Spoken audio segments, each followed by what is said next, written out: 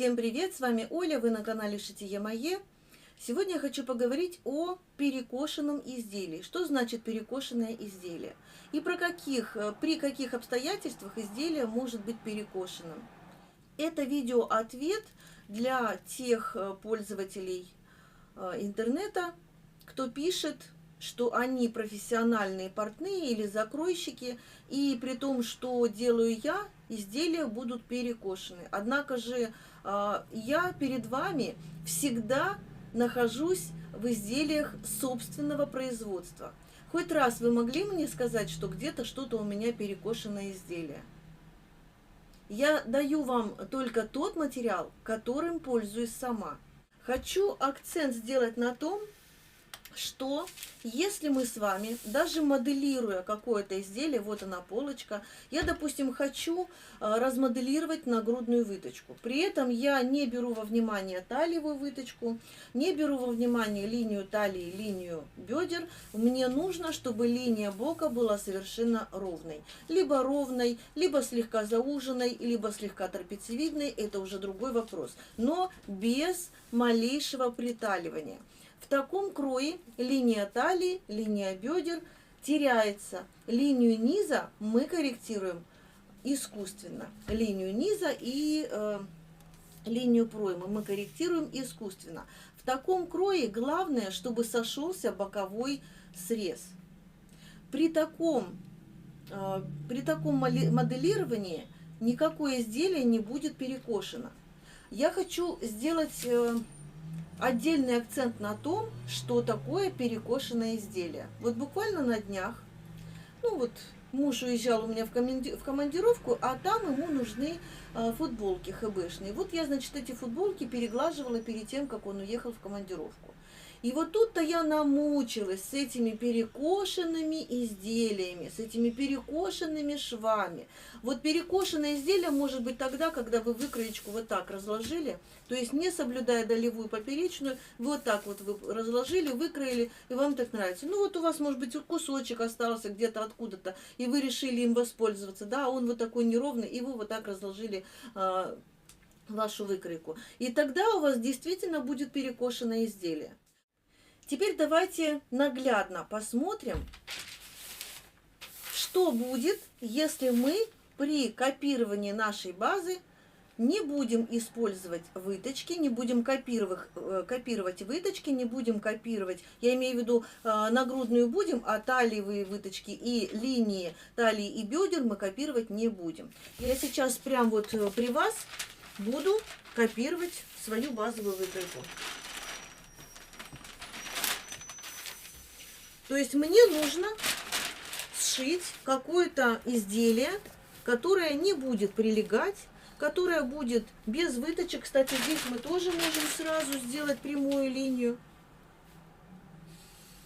То есть эту выточку мы тоже можем игнорировать при желании, конечно же. По центральной линии спинки мы тоже можем игнорировать приталивание, если оно у вас есть. Так. Я не беру, опять же, смотрите, вот оно у меня приталивание по спинке, центральная линия, вот она моя выточка, вот она моя линия талии, я ее не беру во внимание. Здесь проймочка, вот она у меня заканчивается пройма, вот здесь у меня линия бедер. Я просто беру сейчас вот так и делаю прямую линию, прорисовываю просто прямую линию. И произвольно я ее веду вниз. Дальше мы уже просто сможем с вами решить, какой длины у нас будет изделие. Теперь я точно так же, смотрите, я ничего не двигаю, ничего не убираю. Я беру, копирую плечевую линию, горловина, пройма. Ну, здесь я тоже беру центр. Я оставлю вот здесь на полузанос, в принципе, то, что у меня здесь останется. Тоже беру произвольно. Здесь я ничего не прорисовываю, но мне нужно прорисовать линию выточки. То есть линии выточки. Так. Эту часть я тоже прорисовываю. А отсюда я просто веду вот так прямо вниз. Опять же, произвольно там уже другой вопрос. Немножко скривила. Все, смотрите, вот они мои выточки, вот она моя талия, вот она моя талия, вот они мои выточки. И я их игнорирую. Я сейчас вырежу.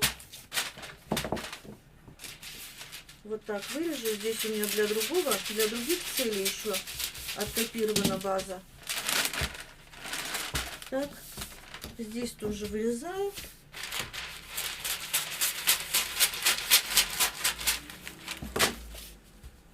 Ну и я сейчас разделю спинку от полочки, чтобы дальше моделировать, пока спинку убираю. Мне нужно размоделировать мою выточку. У меня это 6 сантиметров, да, раствор выточки из бокового шва у меня 6 сантиметров.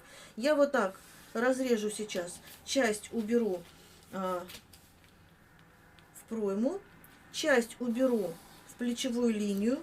Ту часть, которая у меня вот здесь идет выточка, я просто сравняю, я сейчас вот так вырежу плечевую линию, просто сравняю плечевую линию, чтобы она у меня была одинаковой. Так, значит, разрезаю здесь до центра, разрезаю здесь до центра и разрезаю с одной стороны, неважно с какой, на раствор выточки. Так, теперь я прикладываю плечо к плечу.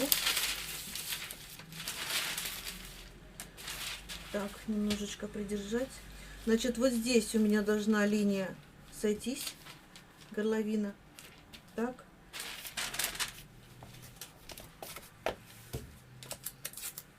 Приклеим сразу. Дальше. Вот эти линии тоже должны сойтись, то есть по пройме. Поэтому я сейчас беру вот так. И вот он как раз на раствор выточки у меня все это раздвигается. Вот так. Вот оно мое плечо. Где оно было на месте, там оно и осталось. Единственное, смотрите, у меня выточка плечевая всего 1 сантиметр, такая маленькая. Если у вас, допустим, ну, у кого-то 2, у кого-то 3 сантиметра, и вот здесь у нас получится острый угол. Вот эту выточку мы можем вполне снять с плеча, то есть снять с проймы. Вот, пожалуйста, я ее снимаю. 1 сантиметр я снимаю с проймы, но снимаю так, чтобы у меня было одинаково. То есть вот здесь сошлось, чтобы вот здесь сошлось. И эту линию мы тоже можем менять, то есть линию горловины, но тоже, чтобы вот здесь все сошлось. То есть линия плечевая должна сойтись. Это точно. То есть вот здесь я согласна, то есть здесь должно все сойтись. Теперь я разрезаю, то есть я уже здесь все сделала. Так, вот здесь мне нужно склеить. Иначе тоже все разойдется. Так, разрезаю, отделяю мои выточки, выкройки. Вот здесь приклею, чтобы ничего не... Так, пока убираю опять спинку. Эти кусочки пока оставляю. Так, здесь, значит, я раздвинула на 1 сантиметр. Я сейчас еще вот так проклею, чтобы она у меня никуда не убежала, не расходилась мой разрезик, да? Так, теперь открываем в пройме. Кто-то мне сказал, что в пройме нельзя открываться более чем на 1 сантиметр. Я вам говорю, можно, если свободное изделие, если очень свободное изделие, вот здесь я открываюсь на 2 сантиметра. Измеряю. До 2 сантиметров, если изделие действительно свободное. Вот, пожалуйста. Так, я открываюсь на 2 сантиметра. Ровно на 2.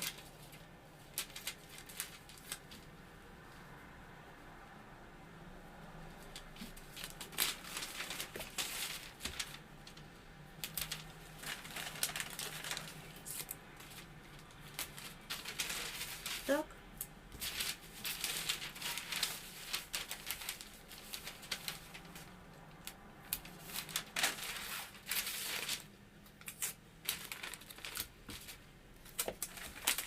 Так, здесь открылась на 2 сантиметра.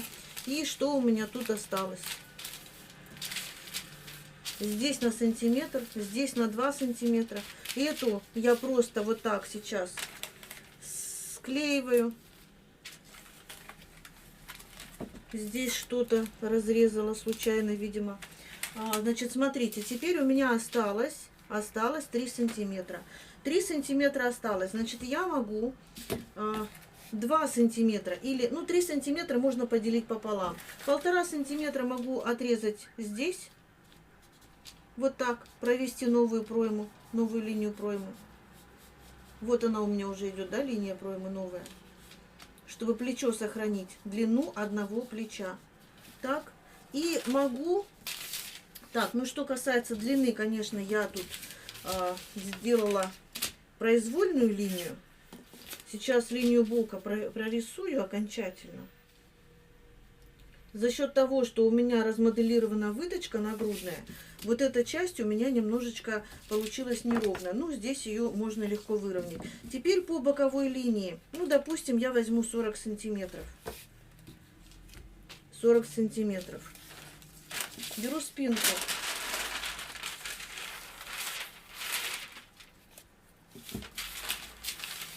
Смотрите, что я делаю дальше. Смотрите. Я хочу, это я только размоделировала выточку, но я хочу еще углубиться на 2-3 сантиметра. Углубляюсь и по спинке, и по полочке. Вот я углубляюсь сюда и углубляюсь сюда. Так, теперь я просто вот так совмещаю линию проймы, и вот она моя меточка. 40 сантиметров, вот она. Здесь я делаю линию прямой, а здесь, вот она моя линия прямая будет. Здесь мне нужно добавить вот эти 1,5 сантиметра, которые я оставшуюся выточку сюда убрала и сюда убрала. Вот сюда я добавляю 1,5 сантиметра.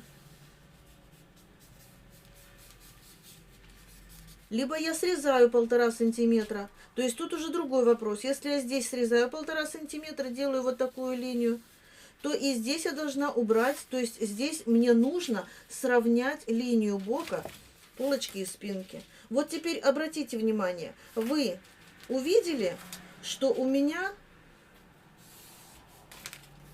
перекос идет по линии талии. Вы сейчас это заметили?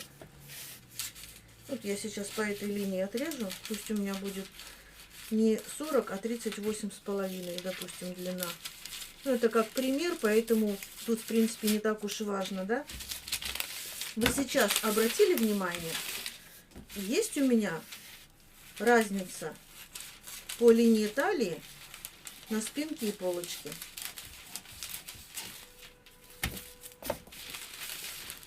Я сейчас все это вырежу. Еще раз соединим. Здесь у меня все примерно, потому что я просто показываю пример. Так, линия бока. Здесь я оставила как бы на полузанос. Ну, это уже просто для примера, да, потому что мы с вами шьем такое изделие, которое будет с застежкой. То есть планируем шить такое изделие. Кстати, выточку можно было сохранить. Если выточку мы сохраняем, тогда мы вот здесь не раскрываем по плечевой линии. Не раскрываем. Тогда у нас будет выточка вот здесь побольше. И, естественно, можно ее также разделить на 2 равные части. Часть отсюда снять. Можно, как я показывала, можно снять с плечевой линии часть.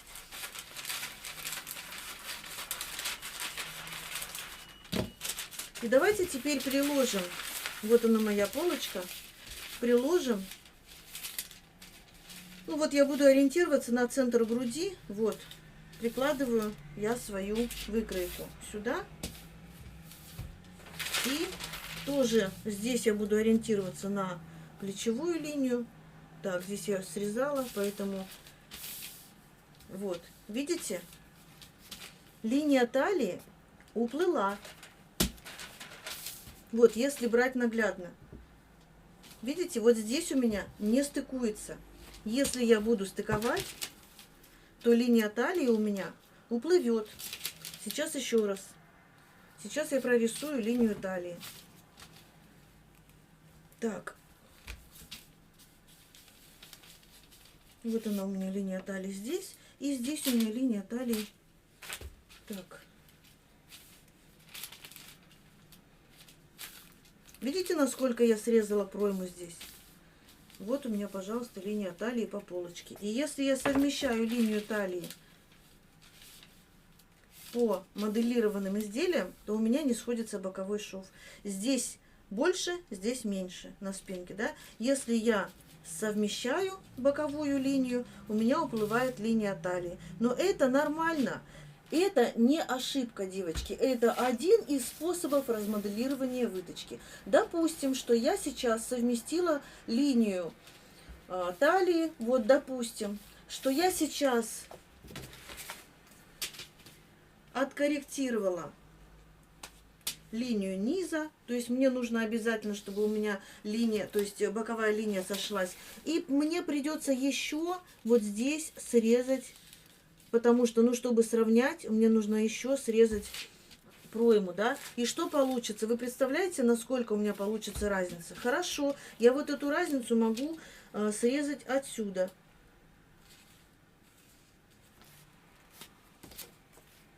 Да, то есть вот эту разницу я срезала отсюда. Здесь я оставила на месте, отсюда срезала.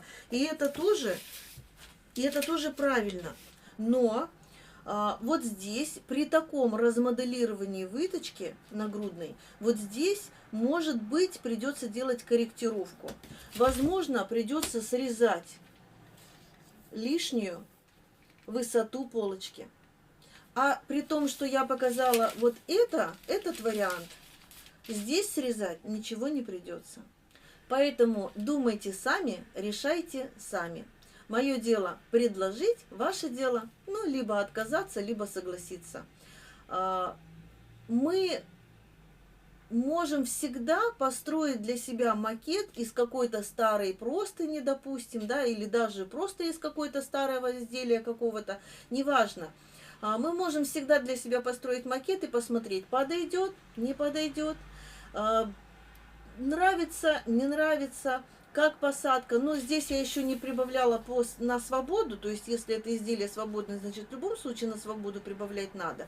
Поэтому тут как бы я сегодня хотела просто сделать акцент именно вот на этих линиях. Линия бока, если мы совмещаем, то есть вы вспомните, да, я сначала не прорисовывала линию талии, и все было, казалось, вообще замечательно, да, красиво. Как только я восстановила линию талии, все пошло наперекос. Но это не перекос. Я еще раз повторяю, и я утверждаю, что это не перекос. При таком моделировании перекошенного изделия не будет. Так что можете не бояться. И я сейчас вот эту выкройку оставлю.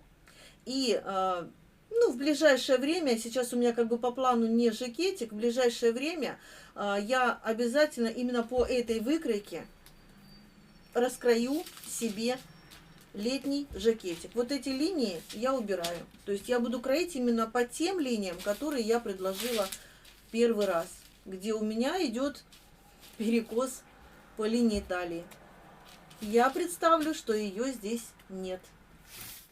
Как говорится, век живи, век учись. Еще хочу пару слов сказать о том, что сделала я ошибку все-таки или не сделала. Почему я не могу признать свою ошибку и почему я такая упертая. Были такие комментарии.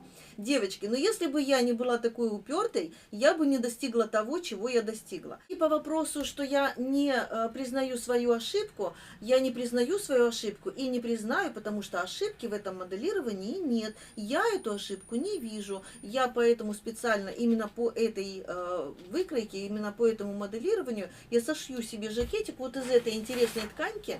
Я хочу себе сделать летний костюмчик, она такая прохладненькая, у меня будут брючки, у меня будут вот такой жакетик. Возможно, я не буду делать лацканы, вот чтобы отворачивались, а сделаю здесь какую-то интересную горловину. Но именно по этой выкройке я ее специально выбрасывать не буду. Ну и рукавчик сейчас еще смоделирую. И по этой выкройке я сошью себе летний жакетик. И насчет того, что, да, если насчет ошибок, мой Кузя нам в помощь. Сильно не буду опускать, потому что здесь самое главное, что здесь я уже признала свою ошибку. То есть я признала ее для себя, сейчас хочу рассказать вам. Значит, здесь у меня ошибка в технологии. Вот тут вот у меня карманчики, и карманчик получился слишком такой прям грубый, плотный, прям такой, знаете, как, ну я не знаю, прям жесткий. Вот здесь я нарушила технологию. Даже не то, что технологию. Я взяла вместо тоненькой клеевой, взяла клеевую, с помощью которой подшивают брюки. Вот проклеивают мужские классические брюки, вот эту клеевую я взяла. Ну, я подумала, что она нормальная такая, тоненькая, но, однако же, здесь я проклеила с одной стороны, с другой стороны. Потом, когда это сшивала, получилось уже не 2, а 4 слоя, и получился вот здесь вот такой жесткий, прям такой срез, шов. Вот здесь я, да, допустила ошибку, и я ни в коем случае, я не говорю, что так нужно, так. Я никогда не шила мужские изделия. Мужчине, то есть своему мужу, я стала шить недавно, построила для него самостоятельно базовую выкройку, сама себе набивала шишки, сама у себя училась, сама себя спрашивала, сама себе отвечала, конечно же, искала какую-то информацию в интернете, сделала пару попыток построить базовую выкройку на мужа по тому, что предлагают в интернете, и опять же уперлась в стену. Вот такая вот я упертая, да, то в стену упираюсь, то в свои мысли. В общем, в итоге, с помощью своих каких-то знаний, с помощью того, что я собрала всю эту информацию, и собственные ошибки, и собственные шишки, и какую-то часть, может быть, информации взяла в интернете, я собрала все это в кучу, и я построила для мужа базовую выкройку. При этом я сшила для него первое изделие — это футболка, потом футболка с длинным рукавом с V-образным вырезом, потом свитшот, потом пальто. Я ему сшила пальто, в котором он с удовольствием ходил вот весну вернее. И коллеги на работе возжелали себе такое же пальто или что-то похожее, чтобы я им сшила, да.